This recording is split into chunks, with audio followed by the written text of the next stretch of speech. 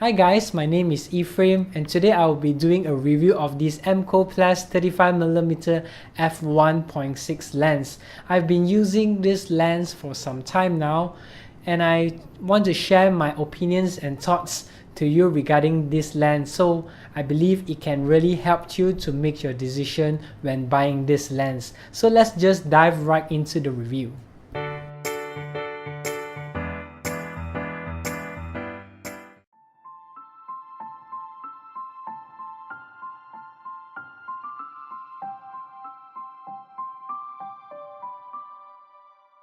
So this is the Mcoplus 35mm f1.6 lens.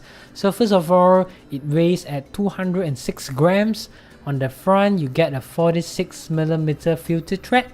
So if you want to use a UV filter or you want to use an ND filter, it is possible. So the next thing we are going to look at is the aperture and also the manual focus ring. So this is the aperture ring. It goes from f1.6 all the way to f22. So as you can see that the f8 to f22, the gap is actually very small. So most of the time this lens is being used as a portrait lens, so it will be mostly used from f1.6 to even to f4. So let's go on to the manual focus ring. So this manual focus rings from infinity to actually the closest is about 180 degree turn. So as you can see, the hand that I'm doing is actually 180 degree. So for me, I think that the focusing ring is a little bit tight in my opinion. So you need to get used to it for some time. You know, if you're using it for video, I believe it's a bit difficult, but for photography, you just need to get used to it. In terms of build quality, this lens is amazing.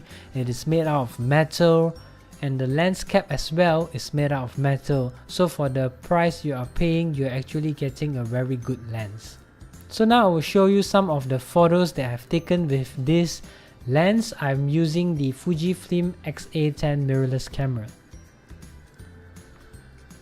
So it has great sharpness when you stop down to f2.8, but shooting at f1.6 is fairly sharp in the center with soft corners, and this is what you would expect. Since this lens at this price does not offer OIS, you just have to increase the shutter speed and also the ISO when you are shooting in lower light condition. Shooting at f8 gives you great sharpness, and of course at f22 it gets soft. So let's go on to the next photos. So the photos taken in daylight are mostly at f4. As you can see, when I zoom in, the sharpness is great and only towards the corner is slightly soft. So as you can see, this image, now I zoom in this area part, it has good sharpness.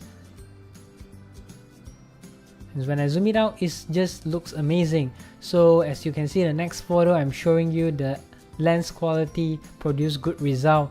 It has nice color. Although shooting at wide open, you do get vignetting, but you can easily fix it in Lightroom.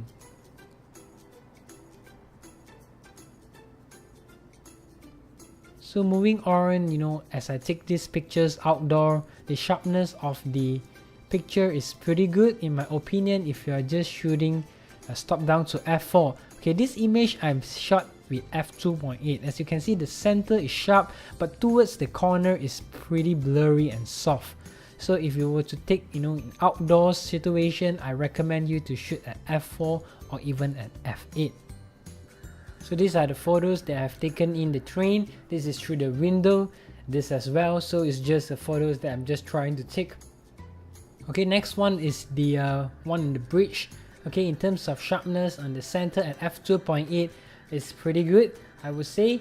And going on to the next one, this is at f1.6. I taken straight out at 1.6. So in terms of sharpness, as you can see to the side, it's a bit soft, but overall the center sharpness, I believe and I think is great. And this is shot at f4. So at f4, the vignetting almost is very minimal. In terms of sharpness, I would say it's really good and it's much better than a standard kit lens. Here are some shots that I've taken with f1.6. In terms of sharpness in the center, I think it's pretty good. I hope that it can improve on is the bokeh on the background, so you don't really get that much of a bokeh balls, but it's up to you to decide what do you think of this lens. But for me, I think that at this price you are paying, it actually offers a great sharpness, especially in the center. So who should buy this lens? If you want a 50mm focal length that's equivalent to a full frame camera, you are on a budget, you love to take portrait photos, and also if you love to do product videos and interviews. So who should not buy this lens? So if you already own a similar 35mm prime lens, you don't want to use manual focus because you think it's too troublesome, and most of the time you shoot pictures of your kids and also sports. So as you have watched my review just now, and I've shared with you my thoughts and opinions of this lens, it's now up to you to decide whether this lens is up to you to consider. Because for me, I think that, you know, at this price range of $90 it's a great choice for you to start up your game. I mean, if you're using a mirrorless camera and you would like to use the 35mm focal length at this price, is actually a great start, because getting an autofocus lens is very expensive, and most of the time we just want to try out new lenses. I believe this lens is a great choice for you, and for me, I actually kind of like this lens the more I use it, so I believe you will not regret making this purchase. I'll be putting links down in my description below, and feel free to check it out. If you want to make purchase, you can do so. It's priced at $90.